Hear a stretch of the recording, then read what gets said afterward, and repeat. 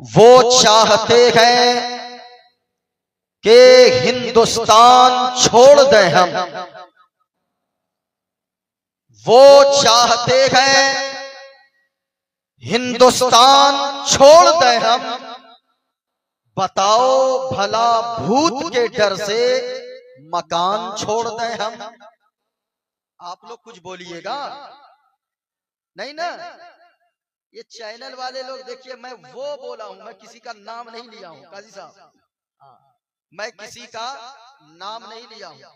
वरना तो सुबह सवेरे अभी तकरीर खत्म होगी, सुबह सवेरे ये लोग तो अल्हम्दुलिल्लाह बड़े अच्छे लोग बैठे हैं काजी साहब लोग, वरना तो इम्तियाज भाई लोग, वरना तो होता ये है कि हम लोग रात में वो बोलते हैं तो सुबह में किसी और का फोटो सामने दे देता है।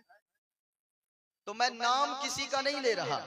वो चाहते हैं कि हिंदुस्तान छोड़ दें हम। बताओ भूत के डर से मकान छोड़ दें हम। और इस मकाम पे आकर हाथों के आवले देखें, पहाड़ काट लिया है चट्टान छोड़ दें हम। पहाड़ काट लिया है चट्टान छोड़ दें हम। वो चाहते हैं हिंदुस्तान छोड़ दें हम। बताओ भूत के डर से मकान छोड़ दें हम। माशाअल्लाह सरे शाम से आप हजरात की समात बड़ी अच्छी है। इंशाअल्लाह मोइनुद्दीन कादरी भी जितनी देर गुफ्तगू करेगा आप हजरात के दिलो दिमाग में ऐसी बातें उतार कर जाएगा कि जिस गुफ्तगू को आप हजरात इंशाअल्लाह कई बरसों तक याद रखने की कोशिश करेंगे। और जरूरत है, तकरीर सुनने का मतलब है कि आप तकरीर को सुनकर अपने उलमा की बातों पर अमल किया करें, क्योंकि उलमा अपने बाप की बोली नहीं बोलता, उलमाए किराम रसूले पाक की बोली बोला करते हैं। इसलिए जितने लोग बैठे हैं, ऐसी रात बार बार नहीं आती है। कितने लोग इस दुनिया में हमारे बाद आए और वो हमसे पहले दुनिया से चले गए। अभी आज के डेट में, आज ही मगरिब की नमाज से पहले हमारे शहर कटिहार में, आपके यहाँ कटिहार के डिस्ट्रिक्ट के एक गेड़ाबाड़ी जगह का नाम है, वहां पे बहुत भयानक सड़क हादसा हुआ। 17 से 20 लोगों का इंतकाल हो गया है। और बस और पिकअप वैन का टक्कर हुआ। टक्कर इतनी जोर की थी कि 20 लोगों का तकरीबन, अब अनगिनत लोग कितने लोग मारे गए, लेकिन सोशल मीडिया के जरिए पता चला तकरीबन 20 लोग इस दुनिया से चले गए। लेकिन एक बात याद रखिए, आज अक्सर अचानक मौत की तादाद बढ़ गई है। सुबह में आदमी अच्छा रहता है, शाम में खबर आती है कि उसकी नमाज जनाजा का ऐलान कर दो और जनाजे की नमाज सुबह में अदा की जाएगी। दोपहर में आदमी अच्छा रहता है, शाम में उसकी नमाज जनाजा का ऐलान होता है। कितने खुतबा लोग हमारी जमात के सैयद आलिम दीन अल्लामा कारी रज़ियल्लाहु चतुर्वेदी साहब किबला, वो तकरीर करते करते स्टेज ही पर इस दुनिया से चले गए। इसलिए मैं आपसे गुजारिश करूंगा, अक्लमंद वो इंसान है जो दूसरों की मौत को देखकर, ये हुजूर ने फरमाया है, जो दूसरों की मौत को देखकर अपनी मौत की तैयारी में लग जाता है, जो दूसरों के जनाजे को देखकर अपने जनाजे की तैयारी में लग जाता है।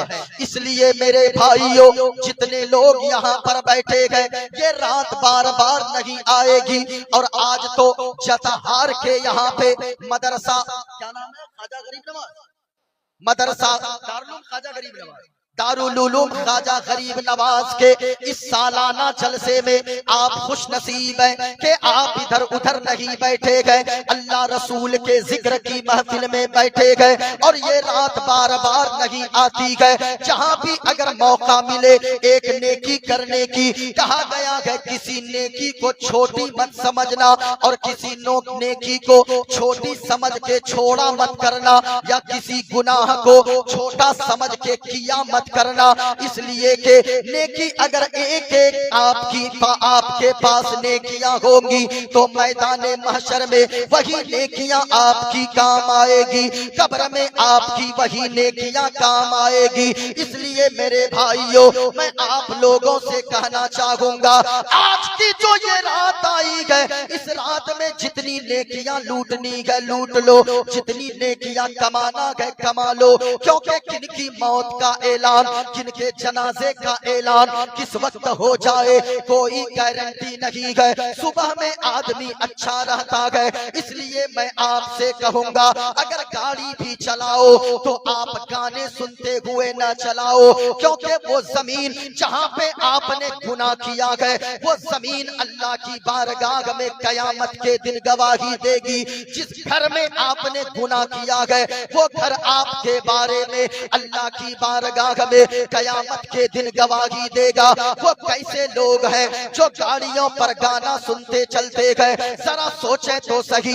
आप अगर ऑटो में चलते हो, आप अगर ई रिक्शा में चलते हो, आप अगर टोटो में चलते हो, आप अगर स्कॉर्पियो पे चलते हो, आप अगर फोर व्हीलर में चलते हो, आप अगर अपनी फॉर्च्यूनर पे चलते हो और गाना सुनते सुनते चल रहे हो, अगर खुदा न करे, अल्लाह न करे, अगर चलते चलते सड़क हादसे का शिकार हो जाओ, मौत तो आकर रहेगी, लेकिन अगर गाना सुनते सुनते दुनिया से चले गए तो बताओ मुस्तफा को कब्र में क्या मुंह दिखाओगे? मैदान महशर में खुदा के सामने कैसे खड़े होगे? इसलिए अक्लमंद वो आदमी है जो दूसरों के जनाजे को देखकर अपनी मौत की तैयारी में लग जाता है। अपनी मौत की तैयारी क्या है? अपनी मौत की तैयारी वो करता है जब आजान होती है तो मस्जिद नमाज के लिए जाता है। रमजान का महीना आता है, वो रमजान का रोजा रखता है।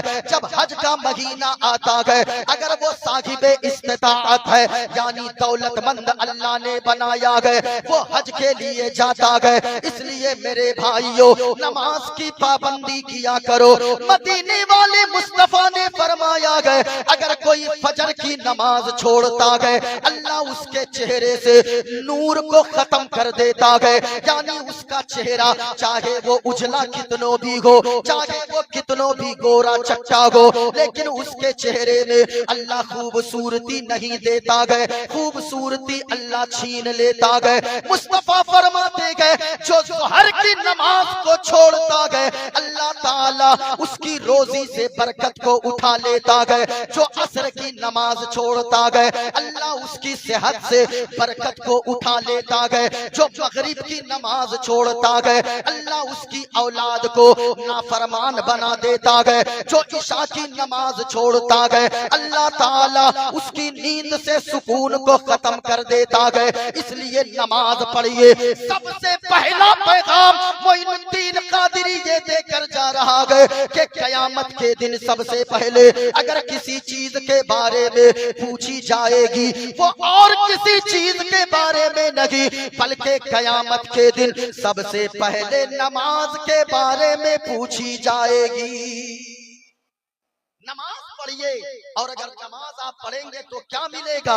बेचैन दिल को मिलती है, बेचैन दिल को मिलती है राहत नमाज में, बेचैन दिल को मिलती है, बेचैन दिल को मिलती है राहत नमाज में। क्या खूब रब ने रखी है, क्या खूब रब ने रखी है लज़्ज़त नमाज में, बेचैन दिल को मिलती है राहत नमाज में। नमाज पढ़िए। बेचैनी अगर घेर लेना तो कुछ मत कीजिए, नमाज पढ़िए। अगर कर्ज में डूब गए हैं, कुछ मत कीजिए, जाकर नमाज पढ़िए। अगर कोई मुसीबत आ जाए, कुछ मत कीजिए, पहले जाकर आप नमाज पढ़िए। यानी अल्लाह अगर खुशी दे तो भी नमाज पढ़िए, और अगर अल्लाह आप पे कोई मुसीबत डाल दे तो भी जाकर नमाज पढ़िए। क्योंकि बेचैन दिल को राहत अगर मिलती है तो वो नमाज में मिलती है। और हम क्यों ना नमाज पढ़े? हम कैसे आशिके हुसैन गए, हम कैसे आशिके रसूल गए?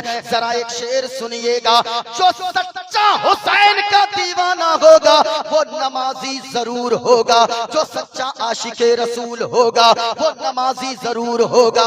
जरा एक शेर सुनिएगा, बस जान लो इसी से फजीलत नमाज की, बस जान लो इसी से, बस जान लो इसी से फजीलत नमाज की। शबीर की हुई है, शबीर की हुई है शहादत नमाज में, शबीर की हुई है शहादत नमाज में। नमाज पढ़ेंगे इंशाअल्लाह। अरे बोलिए ना भाई, नमाज की पाबंदी करेंगे? जरा हाथों को उठाकर बोले इंशाअल्लाह। बोलिए ना, कुछ लोग नहीं उठा रहे भाई। इंशाअल्लाह बोलना आपका काम है, और पेशानी में सजदों की तड़प अता करना ये अल्लाह का काम है। जरा मुस्कुरा कर बोले हाथों को उठाकर इंशाअल्लाह। इधर वाले हाथ अगर सलामत है ना, कभी जाकर हॉस्पिटल के चक्कर लगा लीजिएगा। कितने लोग हॉस्पिटल में मिलेंगे जिनके दोनों हाथ कटे रहते हैं, कितने लोग हॉस्पिटल में आपको मिलेंगे जिनके दोनों पांव कटे रहते हैं, कितने लोग आपको हॉस्पिटल में ऐसे मिलेंगे जिनका गला कुछ कटा हुआ है, कितने लोग आपको मिलेंगे लेकिन जिनके पास जबान तो है लेकिन अल्लाह ने जबान में बोलने की ताकत नहीं दिया है। अगर अल्लाह ने जबान सलामत रखा है, हाथों को सलामत रखा है, तो जरा पूरा मजमा यहाँ से लेकर वहां तक हाथों को उठाकर अल्लाह के नाम पर जरा मुस्कुरा कर बोलो सुभान अल्लाह। जितनी आवाज सीने के अंदर है जरा मुस्कुरा कर बोले या रसूल अल्लाह। माशाअल्लाह माशाअल्लाह। नमाज की पाबंदी कीजिए, घरों में बरकत होने लगेगी। नमाज की पाबंदी कीजिए, मुसीबत घर से दूर भाग जाएगी। नमाज की पाबंदी कीजिए, कोई तकलीफ आपके दरवाजे पर भी नहीं आएगी। नमाज की पाबंदी कीजिए, अल्लाह आपके बच्चों को आपका फरमा बरदार बना देगा। नमाज की पाबंदी कीजिए, अल्लाह आपकी सेहत को बीमारी से दूर रखेगा। इसलिए नमाज की पाबंदी कीजिए। मेरा ये पहला पैगाम था नमाज के हवाले से, क्योंकि अगर आप पूरी जिंदगी जलसे में नहीं जाइएगा, अल्लाह कयामत के दिन ये नहीं पूछेगा तू जलसे में क्यों नहीं गया। लेकिन अगर नमाज नहीं पढ़िएगा, अल्लाह कयामत के दिन सबसे पहले पूछेगा, ये बता तूने नमाज क्यों नहीं पढ़ा, तूने फजर क्यों छोड़ा, तूने जोहर क्यों छोड़ा, तूने असर क्यों छोड़ा। इसलिए मेरी ये बात थी, अगर इसी एक बात पे आपने अमल कर लिया, 10 लोग अगर नमाजी बन गए तो ये लाखों रुपए खर्च करके जलसा करवाना आपका कामयाब हो गया। और अगर नमाजी ही ना बने आप तो फिर लाखों खर्च करने का कोई फायदा नहीं है। जलसे इसलिए होते हैं ताकि लोग अपने गुनाहों को याद करके रोएं। बस कुछ फरमाइशें हैं, मैं पढ़ दूं, उसके बाद अपने मौजू की तरफ आता हूँ।